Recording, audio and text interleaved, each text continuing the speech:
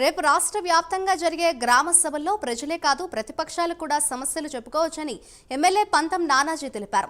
కేంద్ర ప్రభుత్వం అందజేస్తున్న బియ్యాన్ని అడ్డదారిలో విదేశాలకు ఎగుమతి చేసిన ద్వారంపూడి చంద్రశేఖర్ రెడ్డి కోట్లు సంపాదించారని ఆరోపించారు. దొంగలే పోర్టు గురించి లేఖ రాయడం విడ్డూరం అన్నారు. ద్వారంపూడికి వ్యాపారాలు లేనప్పుడు పోర్టు దగ్గర చెక్పోస్ట్ పెడితే ఎందుకు భయపడుతున్నారని ప్రశ్నించారు ఆయన. దొంగ వ్యాపారాలతో కాకినాడ పోర్టు పరువు తీసింది ద్వారంపూడేనని ఘాటు వ్యాఖ్యలు చేశారు. ఈవేళ కోర్టు దగ్గర ఒక చెక్ పోస్ట్ పెడితే దానికి ఎంత రాద్ధాంతం చేస్తున్నారంటే కోర్టును నాశనం చేశారు, అయిపోయింది పోయింది అన్నారు. ఇంకేం కంగారు పడకండి, కోర్టు ఎప్పటికీ నాశనం అవ్వదు.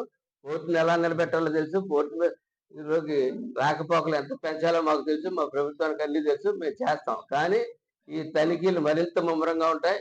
మళ్ళా ఎక్కడన్నా పీడిఎస్ బియ్యం భారతదేశం ఇచ్చిన పోషక ఆహారాన్ని వేరే దేశాలకు కానీ అమ్మడానికి కానీ ప్రయత్నం చేస్తే చొక్కాతో ఇలాగా యాంగర్గా ఎలా తీసేస్తాం. అది బట్టి బాగా గుర్తుపెట్టుకోవాల్సింది చెప్తా ఉన్నాం.